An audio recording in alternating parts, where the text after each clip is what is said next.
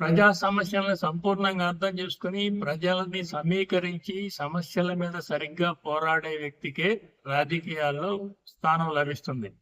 Cockroach Janata party పేరుతో ఒక social media platform ఏర్పాటు చేసుకుని ఎక్కడో విదేశాల్లో ఉండి హఠాత్తుగా ఇండియాకు వచ్చేసి ప్రభుత్వం ఇవాళ ప్రదర్శనలకి అనుమతి ఇవ్వకపోతేనో, ప్రభుత్వం వాళ్ళని అరెస్ట్ చేస్తానో, వాళ్ళ మీద లాఠీ దాడి చేస్తానో దాన్ని ఒక ఇష్యూగా చేసి మీడియాను ఆకర్షించి తద్వారా పేరు పొందాలనుకుంటాం అనేదే కాక్రోచ్ జనతా పార్టీ యొక్క లక్ష్యంగా కనిపిస్తుంది తప్ప వాళ్ళు యాక్చువల్గా ఢిల్లీలో నీట్ ఎగ్జామ్ లీక్ పేపర్కి వ్యతిరేకంగా ఒక ఉద్యమాన్ని తయారు చేశారు, వచ్చి యాజిటేషన్ చేశారు. ఆ యాజిటేషన్ చేసేటప్పుడు ప్రభుత్వం వాళ్ళకి వెంటనే అనుమతి ఇచ్చింది. ఒక 2-3 వేల మంది కంటే ఎక్కువ పోగవలేదు.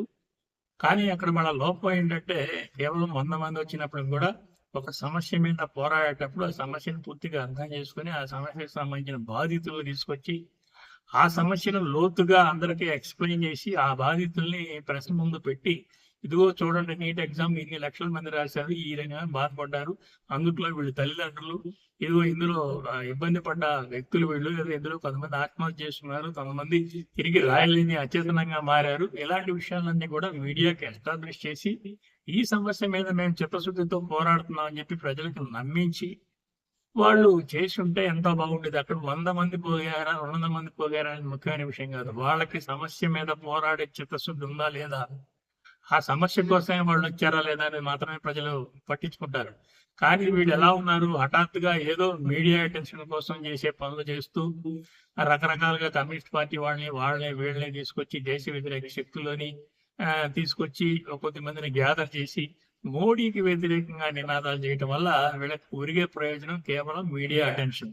ఎవరైతే బీజేపీకి ఓటేరో, మోడీ అంటే ద్వేషం ఉన్నారో వాళ్ళు ఎక్కడ మోడీకి వ్యతిరేకంగా ప్రదర్శన పెట్టినా వాళ్ళు వెళ్తూనే ఉంటారు. కానీ వాళ్ళు ఎంతమంది ఉన్నా కూడా మోడీ గెలుస్తున్నాడు 3 సార్లు, 4సారి కూడా మోడీ అవకాశం ఉందన్నట్టుగా సూచనలు కనిపిస్తా ఉన్నాయి. సమస్య మీద చిత్తశుద్ధితో పోరాడి ఆ సమస్య పట్ల మోడీ నిర్లక్ష్యం చేశాడని ప్రజలకు నిరూపించగలిగితేనే కదా నీకు కొంత అప్లాజ్ వచ్చేది. తిరిగి వాళ్ళు కోనాలో పెట్టారు. కోనాలో పెట్టినప్పుడు కూడా వాళ్ళ తీరు ఇలాగా ఉంది. ఎక్కడ చూసినా అది ఒక సోషల్ మీడియా ప్లాట్ఫామ్, దానికి ఒక క్లియర్ గా ప్రజా సమస్యల మీద పోరాడే ఎజెండా లేదు. దాని వెనక కేవలం కొన్ని విదేశీ శక్తుల యొక్క డబ్బు సాయంతో ఆ కాంగ్రెస్ పార్టీకి ఫాలోవర్స్ తీసుకొచ్చారని, వాళ్ళంతా కూడా 40-50% మంది పాకిస్తాన్ వాళ్ళు, మిగతా వాళ్ళు బంగ్లాదేశ్ వాళ్ళు లేదా బొలీవియా వాళ్ళు తప్ప 7-10% మంది కూడా ఇండియా వాళ్ళు లేరని చెప్పి చెప్తా ఉన్నారు. సో ఇలాంటి గాలి బుడగ లాంటి విషయాలను తీసుకొని ప్రజల ముందుకు రావడం అనేది వ్యర్థం. తద్వారా మోడీని వ్యతిరేకించే వాళ్ళ యొక్క ఇగో కాస్త సాటిస్ఫై అవుతుంది. మోడీని కొట్టినట్టు, మోడీని తిట్టినట్టు రకరకాల అసంబద్ధమైన ప్రకటనలు మాత్రమే వీళ్ళు చేస్తూ ఉన్నారు, సోషల్ మీడియాలో ప్రచారం చేస్తున్నారు తప్ప నిజమైన సమస్య మీద వీళ్ళు పోరాడటం లేదు. కనుక వీళ్ళ భవిష్యత్తు చాలా కేవలం ఒక గాలి బుడగ లాంటిది తప్ప వీళ్ళు ఎన్ని చోట్ల ఎన్ని రకాల ప్రదర్శన చేసినప్పుడు కూడా ప్రజల్లోకి చొచ్చుకొని వెళ్ళడం సాధ్యం కాదు. ప్రజల్లో ప్రజా పోరాటాలు నిర్మించాలంటే ప్రజా సమస్యలకు సంబంధించిన అవగాహనతో ఎవరైతే బాధితులు ఉన్నారో వాళ్ళని తీసుకొని ప్రజల ముందు నిలబెట్టి, మీడియా ముందు నిలబెట్టి సరైన ప్రదర్శన చేయాలి. అక్కడ 100 మంది వచ్చినా కూడా సమస్య సరైనదై ఉండాలి. వీళ్ళకి ఆ సమస్యను పరిష్కరించే చిత్తశుద్ధి ఉండాలి. ఆ చిత్తశుద్ధిని మాత్రమే ప్రజలు అర్థం చేసుకుంటారు.